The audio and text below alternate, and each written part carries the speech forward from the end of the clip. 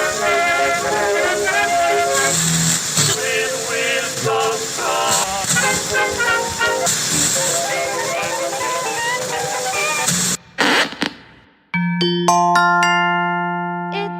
Katie Rose, straight up with a twist.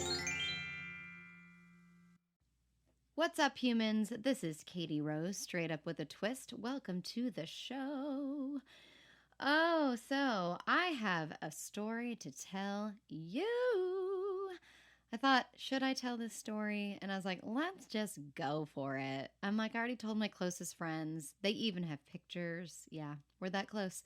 But we're going to talk about vaginas and vulvas and labias today. Woo! Insert round of applause. All right, ladies, sometimes this is a tough topic. Sometimes we live in this, should I say, patriarchy of a world that women sometimes don't even understand their own anatomy as to what it really is, because men watch porn and women are hired and men are hired in porn with a specific type of genital in mind. And that is not reality. We'll talk about porn on another episode, but today, let's talk about ladies' vaginas. And your cocktail of the day is the Drunken Monkey. This is going to be 1 part coconut rum, 1 part spiced rum, orange pineapple juice blend, bitters, fresh ground nutmeg, a maraschino cherry, lime slices, and a fresh pineapple wedge to garnish. Serve over ice. Enjoy! In my last episode about Barbie, we discussed how the standard was to, live up to this doll and how people interpreted that and how the movie transformed the original intent, for this Barbie, which was to inspire women to be whatever they wanted to be. And then there was a section where they talked briefly about genitals. And we do not have genitals like Barbie, or, doll-like, that we played with dolls, or perfectly coiffed pubic hair. We are much different than dolls, and so different that I like to compare it to a flower. And I feel like our vagina is like a unique flower. Some are daisies, some are like tulips, some are blooming, and some are buds waiting to bloom, but all are perfectly unique. And throughout history, this has become a topic of concern with women being insecure about their bodies, including myself, and how we view vaginas based on what we see in society, what we feel like we're allowed to talk about in society, how men stereotypically watch more porn than women do. So women don't see as many vaginas. I mean, unless they grew up doing a sport or got lots of locker room time, and still then no one's spreading their legs for all to see what's under the hood. Men also don't help with their comedy or judgments about vaginas as well. Some comics calling them labia curtains and speaking of how moist we might be down. So before we dive into the looks and smells of a vagina, I wanted to discuss my story. So I, as you know, was supposed to be on vacation in Cancun, Mexico right now, and I had some passport drama, so I was not able to go on this trip. We had to reschedule for October, which I think, is a blessing in disguise. I think it was meant to happen, and it'll be our anniversary month, and I think it'll be great. But I had already scheduled my sugaring appointment. If you don't know what sugaring is, it's basically sugar, lemon, water, and then they heat it up kind of like how you would make candy. And then they put it on your skin and rip your hair off. Now, a lot of women are used to waxing, but the sugaring, because it's like natural and some people say it doesn't hurt as bad as the wax, has become very popular. So a friend of mine recommended it to me, and I thought, okay, well, let me look this up. And I found a local spot, and it's one of those boutique places where a business can be run out of any one of these rooms. And so this business is mainly online. And so it's not a brick and mortar, and you can just show up and it's like, go to door 15 or door 18. And, some people do hair there, salon, whatever. Well, they have a waxing place. So I make this appointment and I forgot to cancel it. And then I was just like, oh, I know there's going to be like a cancellation fee. I'll just do it. And then I'll schedule another one in October. So this will be a good prep for me. Maybe it'll hurt less the second time, as waxing more frequently, helps the pain be less. So I go there and I tell her, first of all, I waited like 20 minutes and I was like, I don't know what's going on. They were very obsessive about like, be there on time. I'm like, okay. So I meet this girl and she looks very young. But I'm like, this must be what she does. Like, this is what she enjoys doing, like, whatever.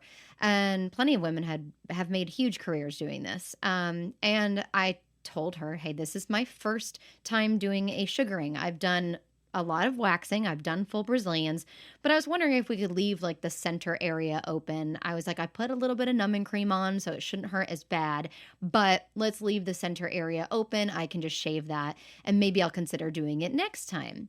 And she's like, yeah, no problem. I'm like, okay.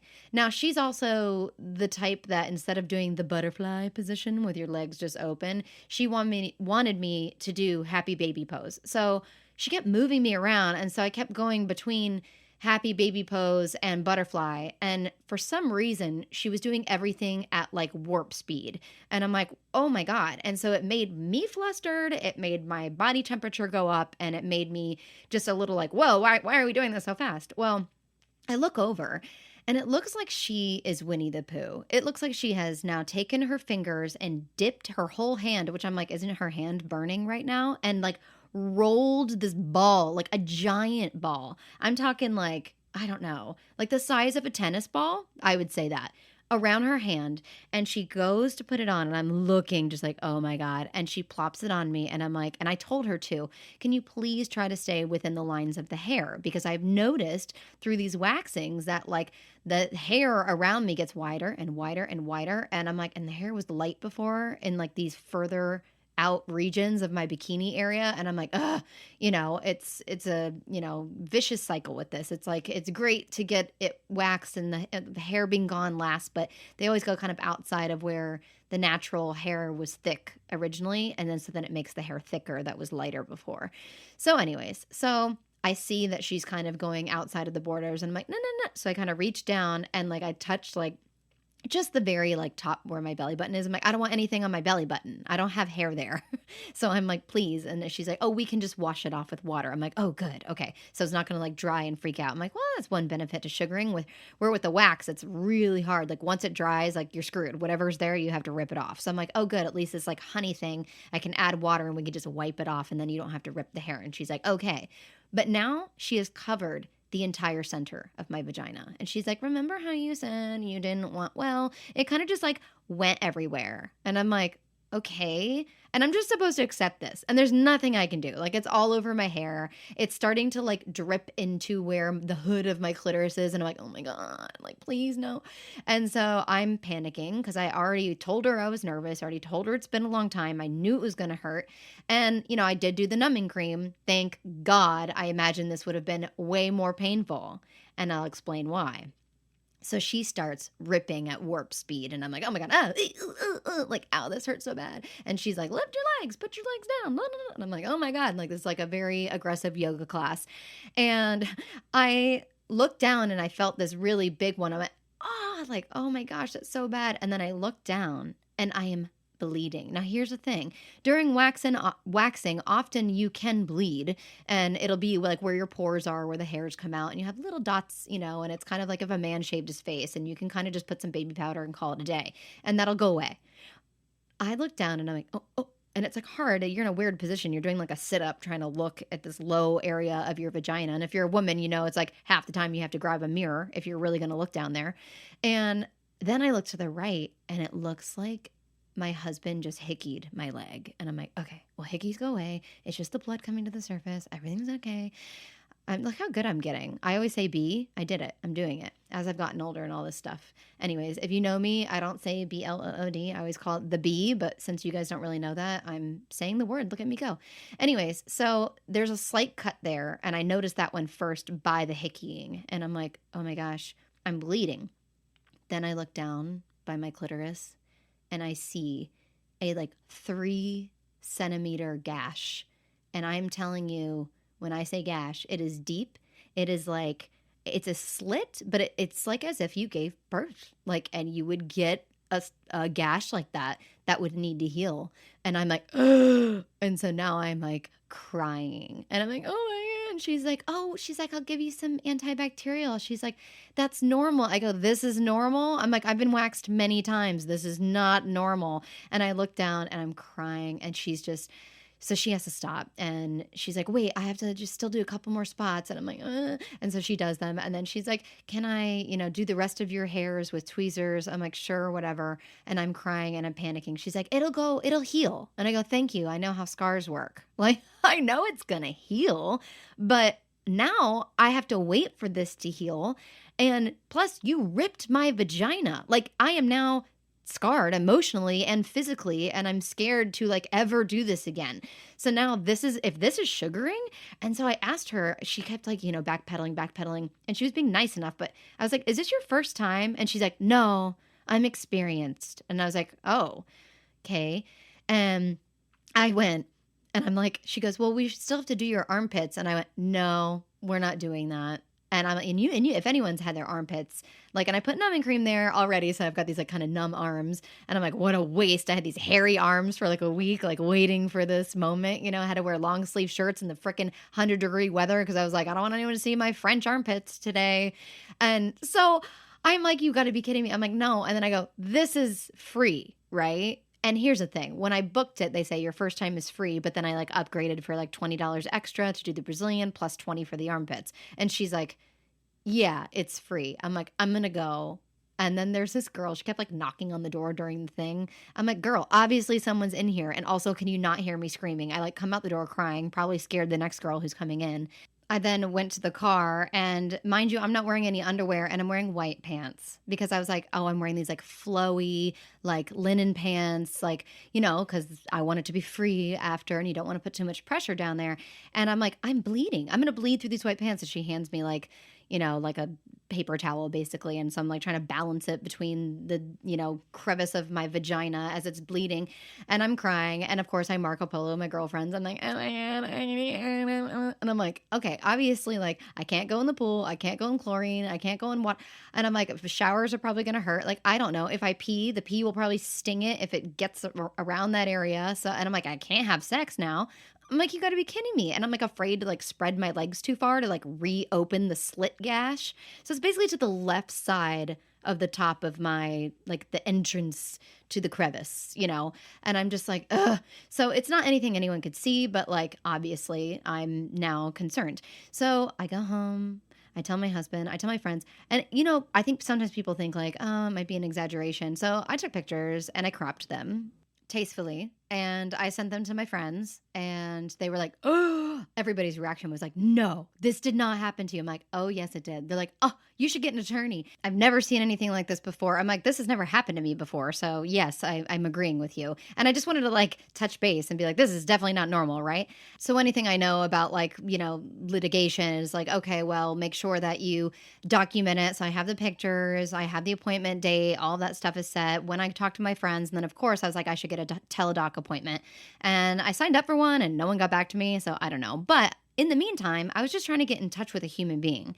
And like I said, this is one of those companies that's like just virtual, like maybe like an Etsy, like there's no real, even though you can usually get in touch with the owner pretty quickly, but this is like different franchises. And so I could not, even in their chat thing, like they just stopped talking to me. I'm like, hello. I opened up like 3 different tickets. I kept trying to email, message, nothing. So 2 days later, today I finally got in touch with somebody, and they were like, oh, that should have never happened. Oh, by the way, you're speaking to the people in Miami, but I'm going to go ahead and call the manager in Orlando and then have them call you. And I'm like, look, I'm not trying to like start a lawsuit or anything. And I was like, but I do think that this situation should be rectified. I was like, whether that's a free future service or like whatever, I'm like, I am keeping documentation and checking to make sure I don't get any kind of infection. I was like, but this is pretty bad. And the only thing I didn't like is the girl was like, oh, well, with sugaring, sometimes there could be lifting and sometimes tearing. I'm like, no, not like this. Like, this is not something anybody would be like, oh yeah, I'm pretty sure I'm going to get a 3-centimeter gash in my vagina when I go. Let's sign up. Like, no, that's not a thing. So now I'm in the waiting pattern to see how they're going to handle the situation. Somebody will be calling me. And, I'm like, free waxes for a year? Like, let's do that. And I'm not even sure I ever wanted to do the sugaring now again. Like, I think I'll just go back to doing regular waxes because at least I know it's not going to like drip and run all over. But friends I've asked before, I said, no, it's like a tiny ball that they put in their hands and then they temper it and then they spread it. And I'm like, well, this girl did not do that. So that's my vagina story. I can't believe this happened to me.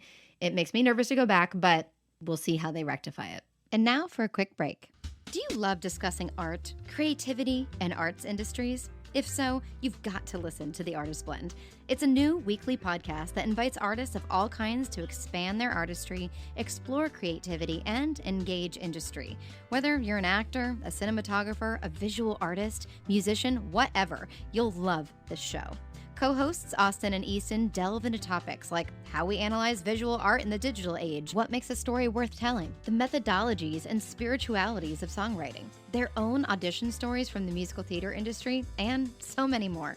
Each episode of The Artist's Blend is a unique and intimate look into the creative process with plenty of stories, insights, and laughs along the way.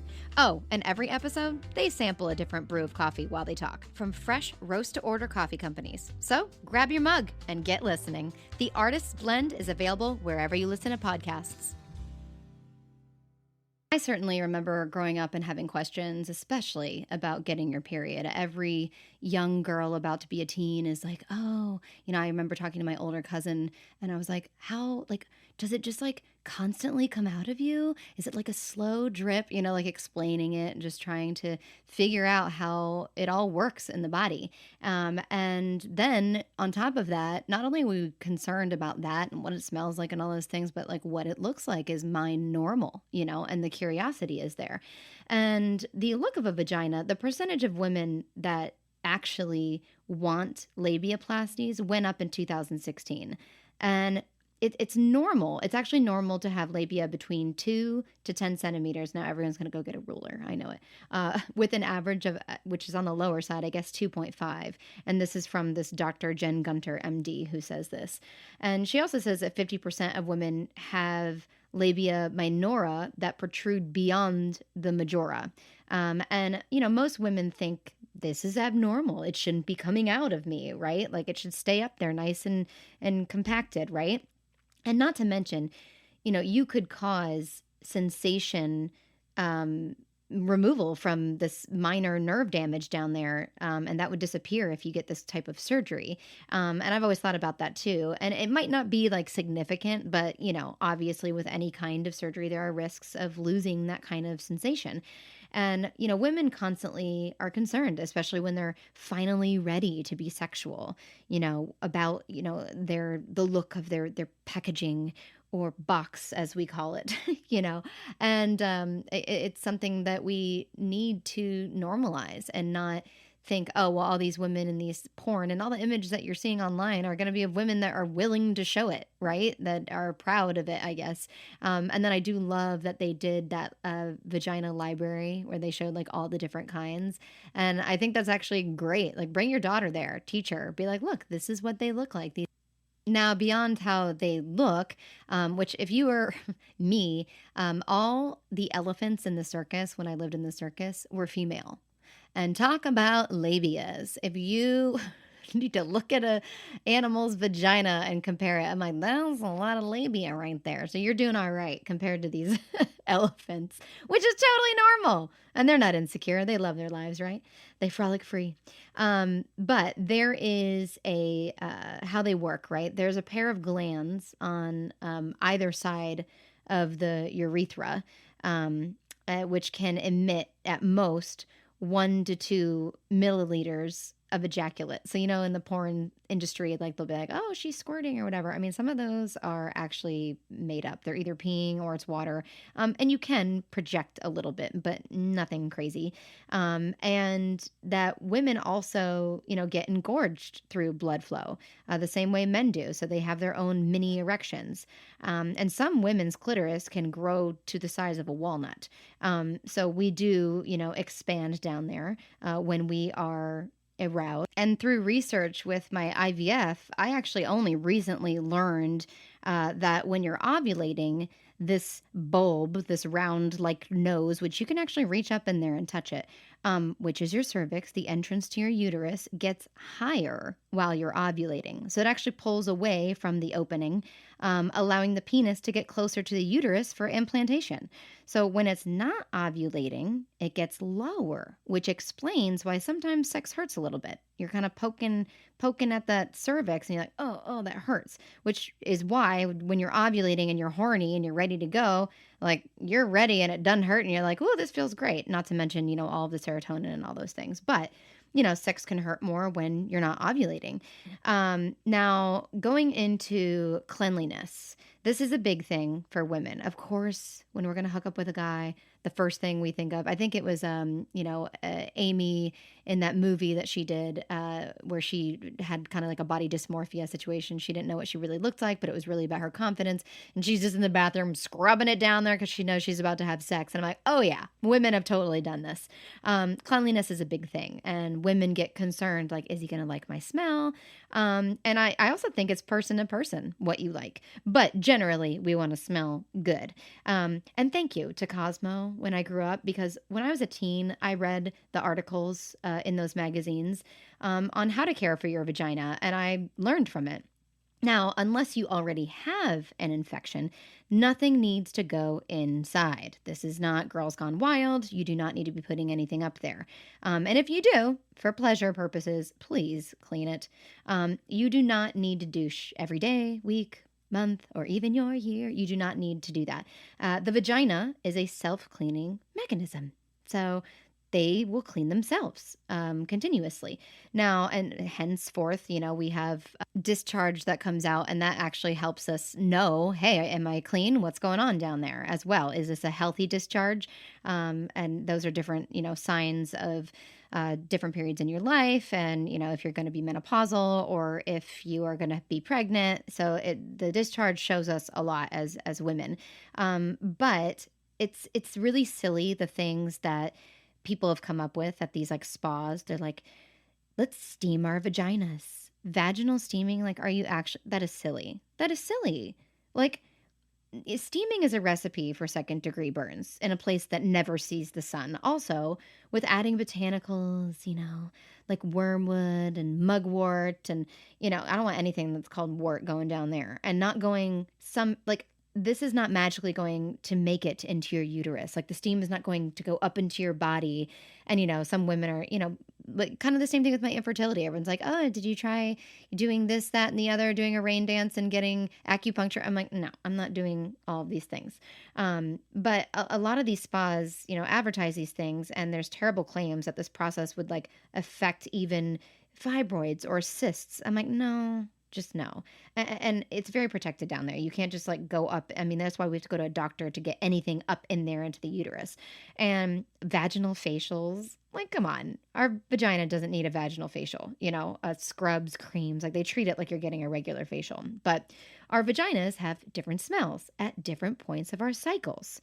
It, also can be affected by your age or exercise or hormonal fluctuations or intercourse, menstrual, the lubricants, soaps, things like that. Basically changes in your microbiome. But don't use anything just like rule with scents in them. Any of these products that have too many ingredients in them, stay away from that. Even pads will have scents in them. Stay away from that. So non-scented, no fragrance, nothing like that. Even Vagisil, Summer's Eve, they've removed older ingredients in their products to try to make it safer for. So what we would describe as normal smells to look out for would be a sweet scent. So I've always kind of said that. I'm like, sometimes it smells like candy or like licorice down there. Like, I don't know. And in the studies, they'll describe it as molasses. So that can be like an earthy, molasses smell. And then sometimes there could be a metallic or tangy smell, like a sourdough or a yogurt. And that's actually a good sign sign that the vagina has a healthy pH level, and that good bacteria is present. Because as we know, there's bacteria all over us. We're not as bad as sloths, but we've got a little ecosystem on our bodies, and that smell might be a little bit more predominant after sex, because the semen has a high pH level, and that can temporarily change the scent of your vagina. And then there's like, I don't think I've had this one, but I think this would be related to more maybe a UTI or something, but an ammonia or chemical scent, which I feel like men typically have that more. But that could be, something to be more concerned about. Sweaty or skunky.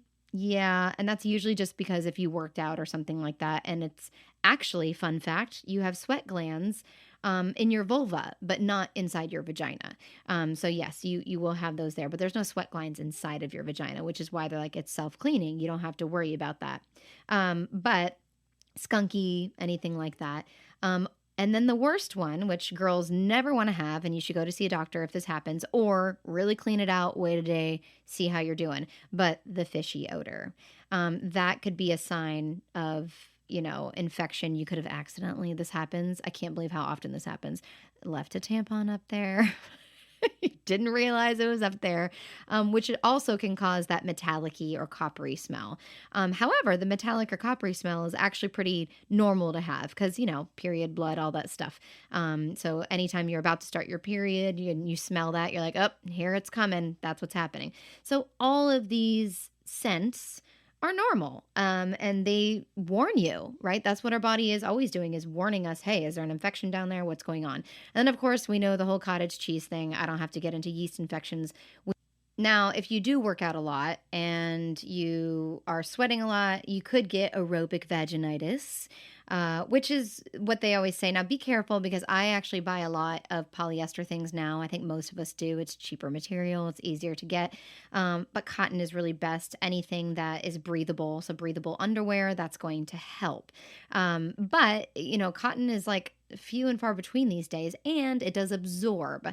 So you have to make sure that you are not wearing it for long periods of time, and that you do clean and, take showers and all those things.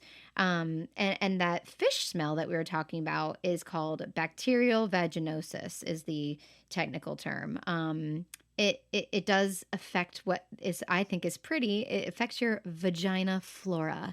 As I was discussing, the floral traits of our beautiful, flowery, like, vaginas, I just liked that this was called that. So it's basically a different species of bacteria living in there. And that's the good bacteria. That's the stuff that's always there.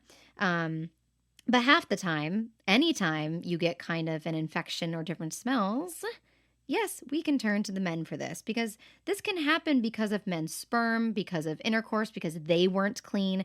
I mean, I'm always constantly thinking about the hygiene of a man. Trust me, women aren't just looking at your beautiful teeth and your beautiful face. We're checking your nails. Do you have dirty nails? Are those long nails? Are those going to go inside of me? Like, did you wash your hands when you took a piss? Like, we want to make sure if you're going to put any of those parts inside of us that you are clean. So men, be clean, okay?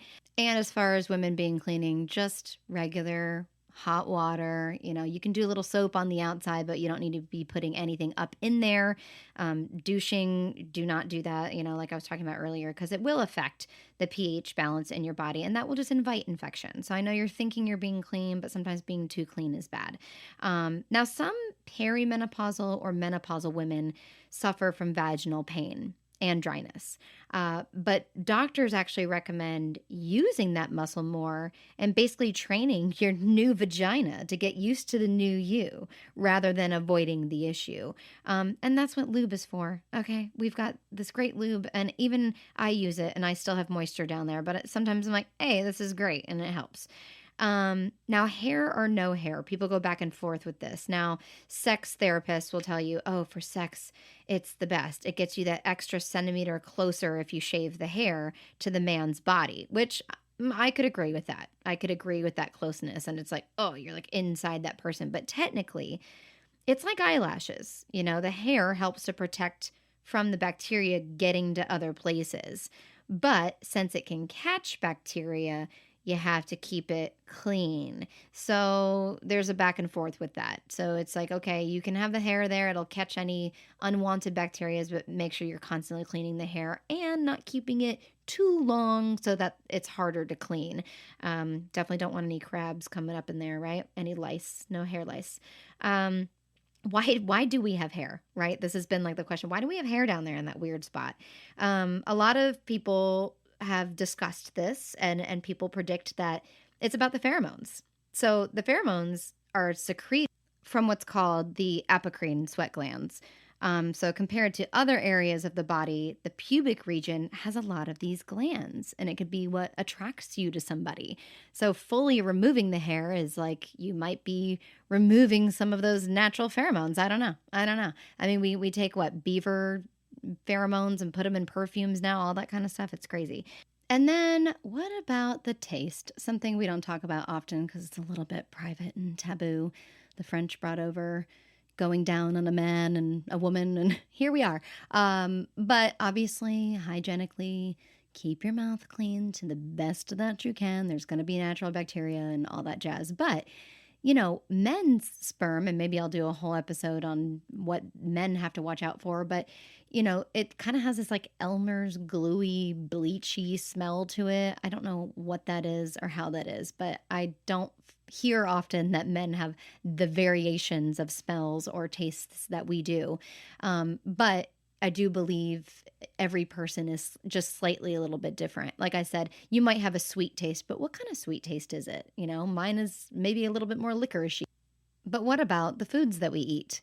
So there's always the myth about eating pineapple and then it can change what that does to your discharge. Now, I don't know if it's true to women. I have heard people be like, no, that's not going to do anything. Yet I do hear people say what you eat in your diet can change the smells. So I feel like there's a little bit of contradicting information there. I would say it would change the smell of things. You know, bears eat fish and their meat tastes like fish. So I feel like you kind of are what you eat. And I will say, on a personal private note, in my younger years, I was definitely with a guy that was being very healthy, and I could not believe how sweet it was. And I like looked at him like, what? And he's like, oh yeah, I had pineapple today. And like, he was like works out all the time. And I was just like, well, that was the best tasting stuff I've ever had before. Oh God, maybe I should edit this out of the episode, but And that was really the only time that's ever happened to me. Otherwise, it just has the regular taste. So I'm like, get on that pineapple train, boys, because maybe there's something to it. Because I was completely shocked, and I know I didn't make it up in my head. And speaking of that, I just ate some pineapple, guys. We got pineapple from the backyard. You know, you take the top off and put it in the ground, and it always is fruitful, but it takes a while, and you only get one. And in Florida, my goodness, keeping the bugs off of this thing is like a nightmare. Like the ants just like want to live in there. And as soon as they smell the sweet, they're attracted to it. So like right when it's about to be ready to pluck, the ants are already attacking it. So we had to, you know, spray it and, you know, hurry up and get it off. We put like a little cage around it to make sure, because we did find a raccoon eating one of our pineapples once, and we have a neighbor that has mangoes, and one of the mangoes fell and the raccoon got it. And I was like, no, I was so mad. I was like, we could have eaten that mango. So yeah, but that is about it today, folks, talking about the vulvas and vaginas and labias and the things. So do your own research, and don't feel, I know it's easier said than done, but we're all different. You know, we've all might be a little bit more meaty down there, or some people might have a perfectly tucked whatever, or like the shortest labia, but who knows? Maybe they don't have as much fun having sex. Maybe having more down there makes your sex more fun and you feel more and whatever. So, you know, there's pros and cons, right? We can all always compare one thing to another. I mean, as a person who has, you know, larger breasts, I can say there's definitely some cons to that, even though people are like, oh my God, I wish I had your boobs. I'm like, yeah, but they like knock things over, they get in the way. As a ballerina growing up, forget about it. It's like, you couldn't wear anything backless. I'm like, I have to wear a bra. Like, these things are going to hit me in the face, you know? So there's always pros and cons to everything. So just love your body, love yourself, and find a man who's going to love your body, because at the end of the day, that's all that matters. And when you get married, he's stuck with it. So there you go. Find the guy who likes it and stick with that. Thank you guys for joining me today. This has been Katie Rose, served straight up with a twist.